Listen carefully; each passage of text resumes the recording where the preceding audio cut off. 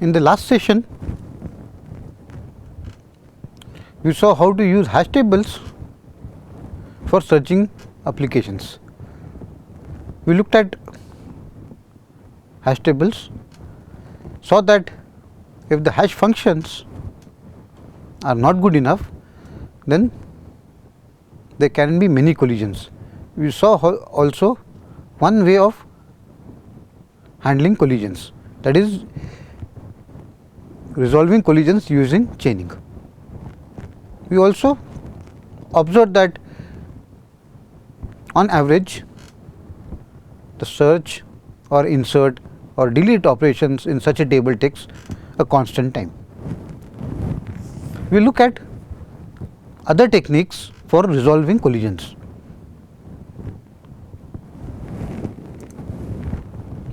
The scheme that we look at is called an open addressing scheme. It is an alternative scheme for handling collisions.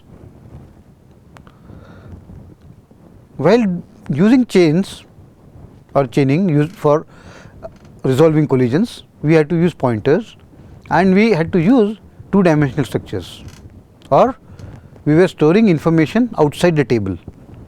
That is, each slot of the table had a pointer to a linked list which was going to store all the elements whose value is hashed to that slot.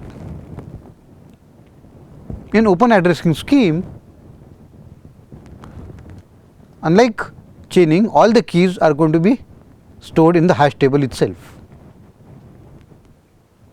So, each slot is going to contain either a key or is going to contain a nil node or is going to contain a nil information. So, to search for any key k, we will examine the slot hk. Examining a slot hk is known as a probe. We are going to do a probing of a slot. If the slot hk contains the key k, then the search is successful. If not, if the slot contains nil, the search is unsuccessful. So, one possibility is, as you compute hk and go to the slot hk, either it contains the key, in that case the search is successful. If not, then the third possibility is it could contain a key which is other than the key or the slot or the nil key.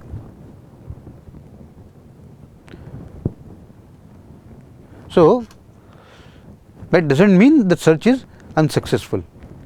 We compute the index of some other node slot based on k and the current slot and then check for that slot. We will keep probing until we either find a key k or we find a slot holding nil.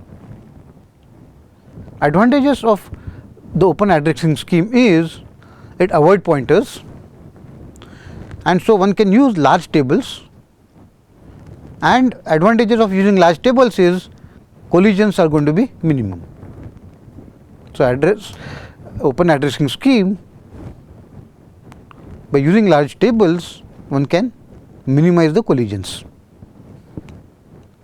The key idea is to store the information or the data in the table itself, and for searching, rather than searching only one slot, we are going to search for more slots until a nil information is found. That also means that as we try to insert values into a table or as we try to store information in this table, the key may not be stored at the value which it is hashed.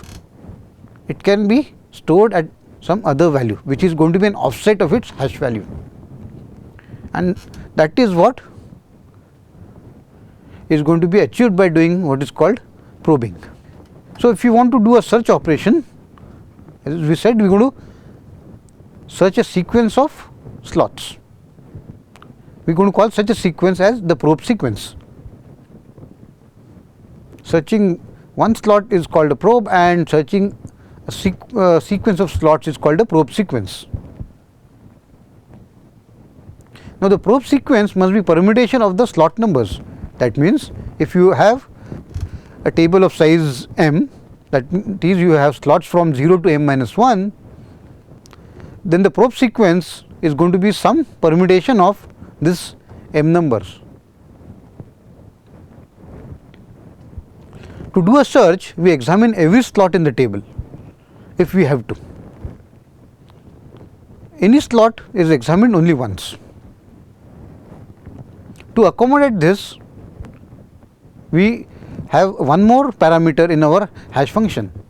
So, our hash function is extended to a function of two parameters.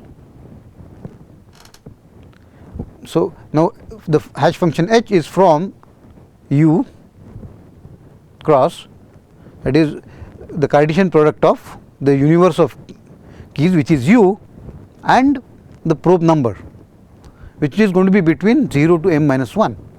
So, the first time is going to be probe 0, the second is going to be probe 1 and probe 2.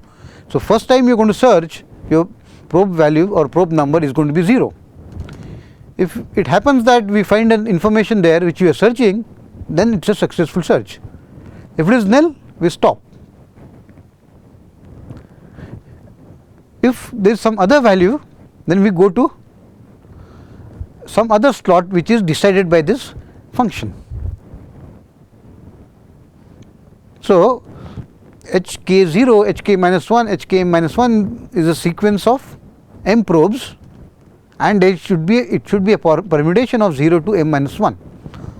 So, when we are trying to search hash table using open addressing scheme, we will first start by going to the slot hk0. If the information is found, it returns yes. If it is nil, then the search is unsuccessful. Next, we look at hk1. If the slot has a key which is other than k, then we go to the next slot which is given by the hash function. So, unless we get a nil or we have visited or accessed all the slots, the search is not going to be terminated.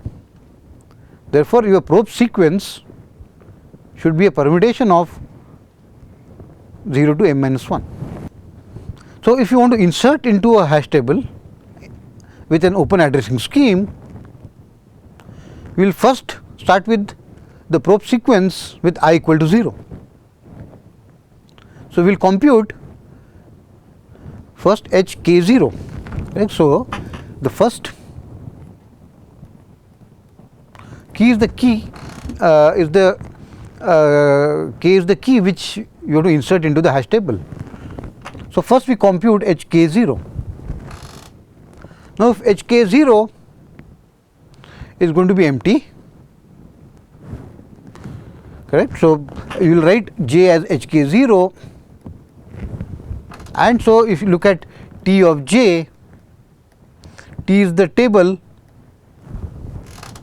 You look at T of j, if T of j is going to be nil, then you are going to store the information there. If not, we will go increment I, that is we will go to the next slot as decided by the probe sequence.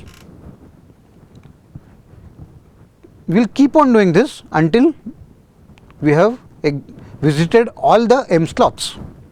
If all the m slots are already filled, then your table is already full and you cannot insert any element further in it.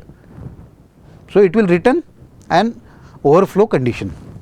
So, this condition will be written if your search takes you through all the slots and you find that all slots are filled by some other keys. At any instance, if a slot is empty determined by the probe sequence, we will insert the key k at that particular slot, which is given by this assignment. So, this is precisely a pseudo code for the insert procedure on in a hash table which uses open addressing scheme. The search operation is exactly similar to your insert operation. It is going to probe precisely all the slots which are going to be checked when the key was inserted. So, the search algorithm is going to probe precisely the same sequence of slots that the insertion algorithm would have examined when k was inserted. So, if we are searching for k, we will first look at h k 0 t of this. Now, if k is found here, you will return a successful search. If this happens to be a nil, then it is going to return an unsuccessful search. If it holds some other information other than nil or k, then you will go to the next slot in your probe sequence, which is precisely given by h k 1, which is determined by your hash function and the key k. And you will continue doing this until you either return a successful search or an unsuccessful search. So, your insert procedure and search procedure are nearly the same. You are going to precisely visit the slots as they were inserted or they were visited when the key was inserted into the hash table. Now, the delete operation is little more complex. One cannot simply find that key and delete this from the table. Right? For example, if you have a table, I am trying to show this horizontally rather than vertically, and suppose you are going to insert, suppose two keys are inserted. Suppose I am going to insert a key which is called say 4. So, first I am going to insert say 4. 4 is the first key that I am inserting in my table. So, this is precisely, so if I look at my function h40, correct, h of 40 is going to be 1. So, whatever my hash function is, since 4 is the first, whatever the value that it is going to hash to, 4 is going to be stored at that particular slot. Now, let us look at some other key. Let me call this as 8. Now, suppose my hash function is such that h say 8 0 equal to h40. Now, that would mean that you cannot insert 8 at the value h80 because 4 is already inserted at that particular slot. So, as per your insertion operation, you will go to the next slot as decided by your probe sequence. So, you will look at say h81. Now, h81 let us say is going to be 2. I am just assuming that there is a function h which is going to behave like this. So, your 8 will go here. Right. So, this is what has happened now after you have inserted 4 and 8. Now, let us try to do a delete operation. Now, suppose you delete 4 from your table. Now, if you delete 4 and replace it by say nil, correct. Now, suppose you delete 4, correct. So, I am going to delete 4 and replace at that slot it with nil. Now, suppose next you want to query 8. Remember, your search and query are precisely going to visit the same slots. The sequence of slots that we are going to visit in search is exactly same as the slots visited by your insert procedure. So, if you want to search for 8 now, you will first look at H80. Now, H80 in this case, since 4 has already been deleted from the table, we will have nil value at that plus at that slot. So, the procedure search is going to return an unsuccessful search, though it is there in the next available slot or the slot which is the next slot decided by the probe sequence. So, when you are trying to delete a key, simply deleting and replacing it with nil creates confusion if you want to later query the data the hash table. So, we rather than writing nil, we use a special value other than nil, call it deleted instead of nil, and use that value to mark the slot which has been emptied during deletion. Now, when you do search and insert, you have to modify them accordingly. So, if I am going to search next, then it should treat deleted as though the slot holds a key that does not match the one being searched for. So, it can go further to the next slot in the probe sequence and check. And insert should treat it as a slot which is empty, and so it can be reused. So, for deletion operation, as we have been doing with the other data structures, we are not going to replace the slot which is going to be emptied by nil, but by a special value called deleted. And once we do this, our search and insert have to be rewritten or reformulated using this particular information. That means, it can happen that at particular Tj you get a, suppose you are trying to do a search.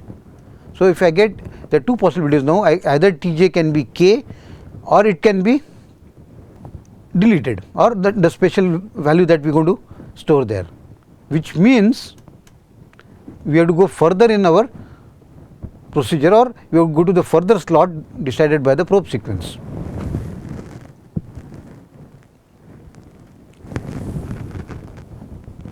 The disadvantage of deletion operation is, now deletion operation is no longer dependent on alpha, which is the load factor. Hence, typically if you want to do lot of deletion operations, usually it is more common to use chaining rather than open addressing.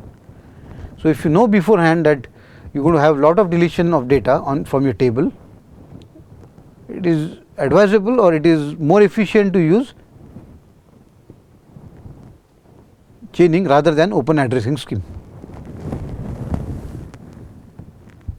So, we have looked at open addressing. We have seen that insert and search are nearly similar, in the sense they exactly visit the slots, the same slots as decided by the probe sequence. Deletion, one has to be careful, or it might, if you are not careful and replace by nil, it can cause, it may cause a wrong implication. Let us look at the probe sequences. Now, we have seen that our probe sequence that we are going to use for visiting the slots is given by H. So, we look at the types of functions that we can use as probe sequences. So, like simple uniform hashing, the ideal situation is uniform hashing, in which each key is likely to have any of the m factorial permutations of its probe sequence. Again, like simple uniform hashing, this is difficult to implement. So, we do use what are called approximate schemes or approximate techniques. This technique guarantees that the probe sequence is going to be a permutation of 0 to m minus 1. There are three commonly used techniques or probe sequences. Each of them guarantee that the sequence of probes that or the slots that you are going to visit is a permutation of 0 to m minus 1. None of this are going to fulfill the assumptions of uniform hashing. We will see that the number of permutations that it is possible to have, that is going to be, or number of probe sequences that you can have is just going to be of order m or m squared, but not m factorial, which is the requirement or the assumption for uniform hashing.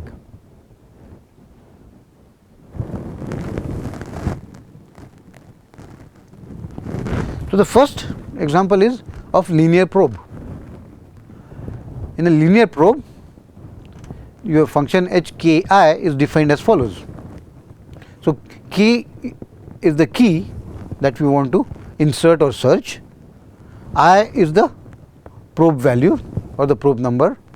We use an auxiliary function, hash function, to define linear probing.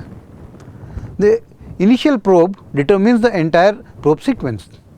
That is, once we determine h k 0, h prime k 0 or h k 0, this is going to determine the entire probe sequence.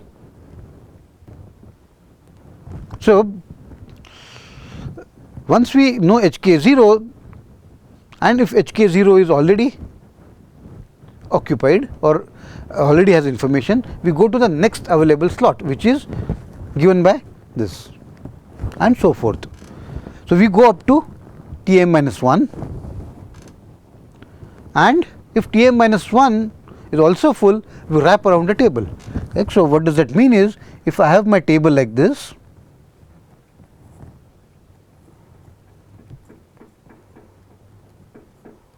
see, this is 0 and this is m minus 1,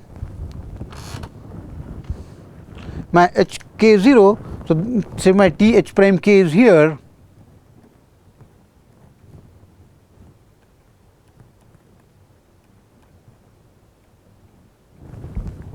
now suppose you compute T h prime k. Now, if T h prime k is already occupied, if this is already occupied, then you go to the next available slot, which is this.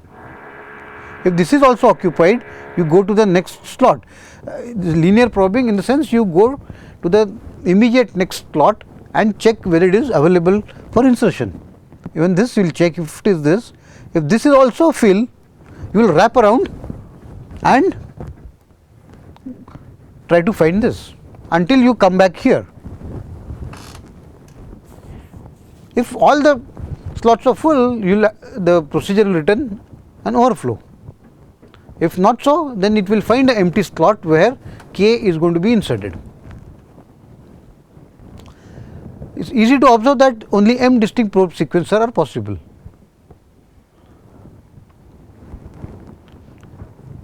Advantage of linear probing is it is easy to implement, but there are disadvantages with linear probing.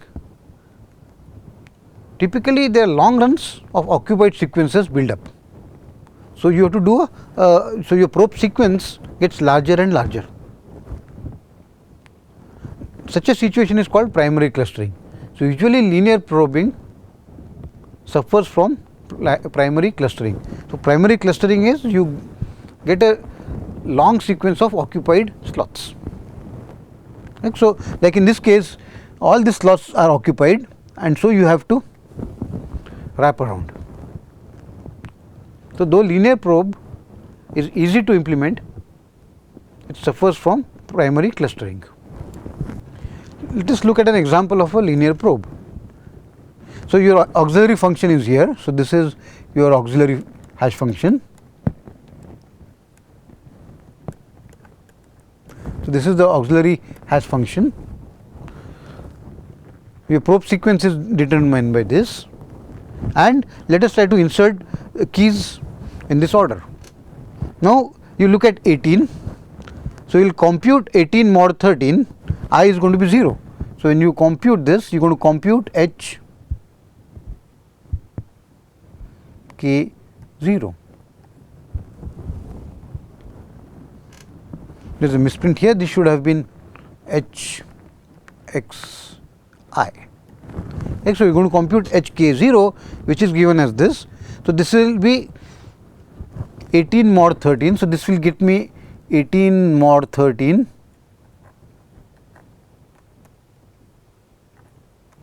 correct. Now, 18 mod 13 is 5. So, 18 goes here, we know this is now not occupied. So, 18 is stored at slot 5. Now, you look at 41. Now, again at 41 you are going to look at H 41 0. Now, if I divide 41 by 13, the remainder is 2, correct. So, this gives you 2. Now, you go to slot 2, the slot 2 is also available. So, you insert 41 here. Now, let us look at 22. Now, 22, so H 22 0 is going to be 9.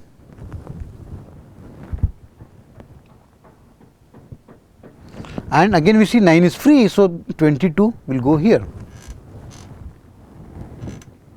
Now, let us next look at this 44. Now, 44 modulo 13 is going to be 5. So, when you look at H 44 0, this is 5. Now, we see that at 5 we already stored 18. So, in linear probe you will go to the next available slot. The next available slot is here. So, you see that this is already occupied, correct. So, you see that T5, T is your table. So, you see that T5 is occupied. So, you check T6. So, under linear probe you are going to check T6.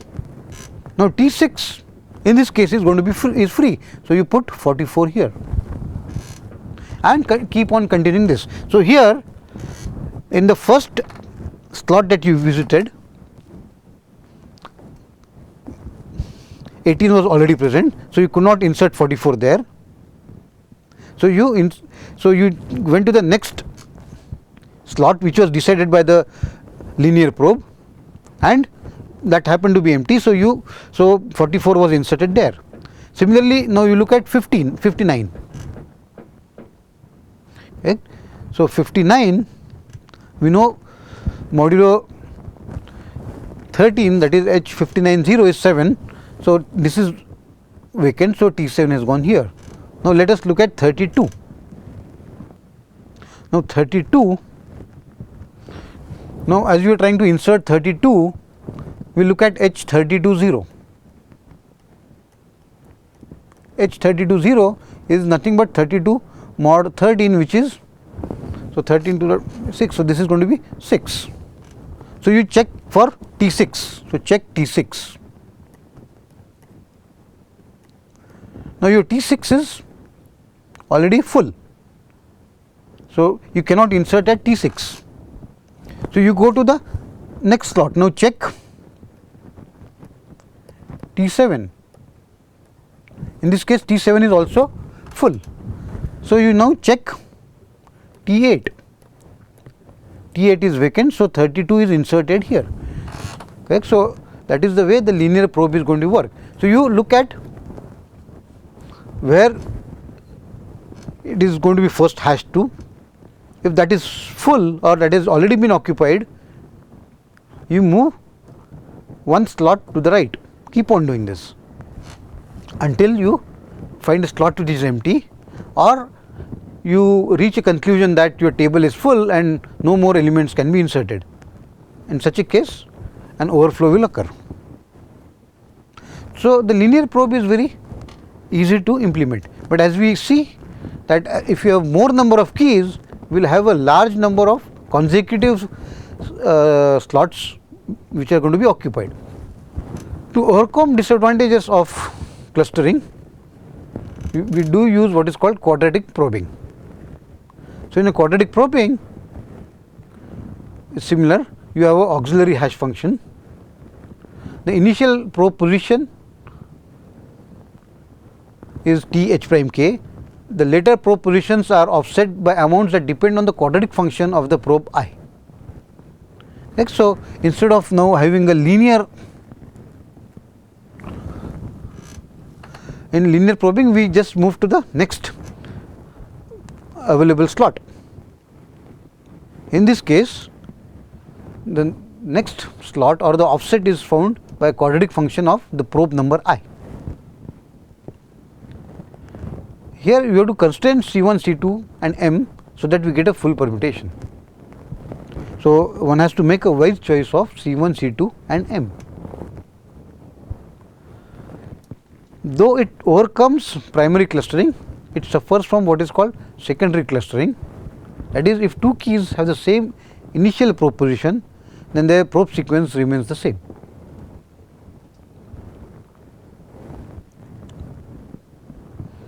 So, quadratic probing also, at the most, the probe sequence that you can have, like linear probe, you can have only m distinct probe sequences.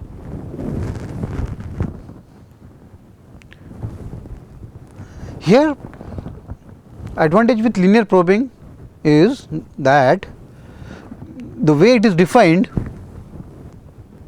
it is definitely going to check all the m slots that are available. So, one doesn't, in linear probing you do not have to worry about whether you are going to visit all the m possible slots available. Whereas, when you do quadratic probing, one has to wisely choose C1, C2 and M, so that all the m slots are visited in some permutation of 0 to m minus 1. The best method available for open addressing is what is called double hashing. So, you use two auxiliary hash functions instead of one. So, your offset in the first two cases, that is quadratic probing and linear probing, the offset which is given here in linear probing, which is I here, and if you look at the quadratic probing, your offset here is this, that is independent of the key k that you are dealing with. It is depending only on the probe value or the probe number that you are looking at.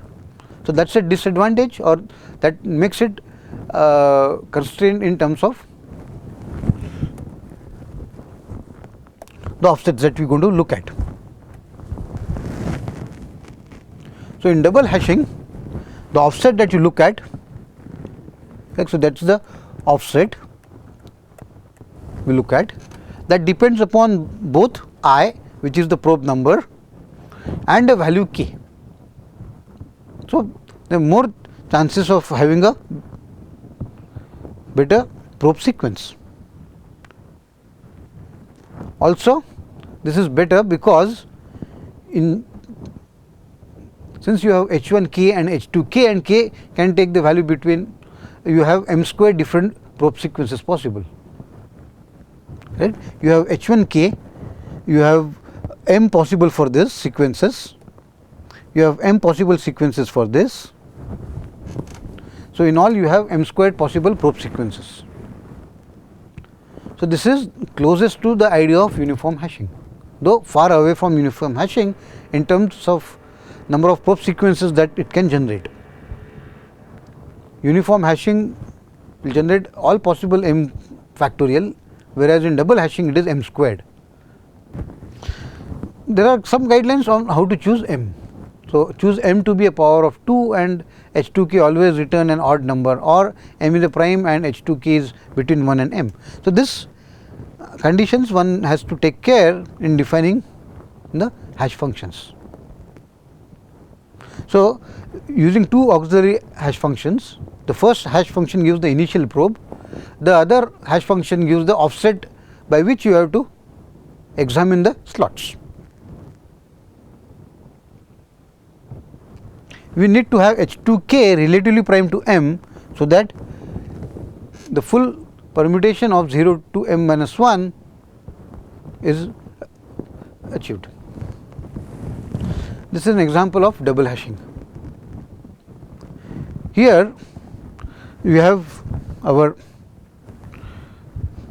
two auxiliary hash functions. We will assume that already 79 and 98 are. So, this will assume that 79 and 98 are already inserted. Now, let us look at inserting 14. Now, as you try to insert 14, the initial probe is going to be h1, so k modulo 13. So, the first, so if I look at h k 0, this is going to give me 1, where k is 14. So, this is already occupied. Now, you look at the offset given by the second auxiliary function, correct. So, your second auxiliary hash function is here. So, the offset is decided by that. Now, that is 1 plus k mod 11. So, I am going to add this. So, we are looking now at h k 1. So, h k 1 is going to be 1 plus whatever is going to be coming from this, and so this will give me 5. So, we see that 5 is also occupied. Then you look at h k 2, this gives 9. We see that 9 is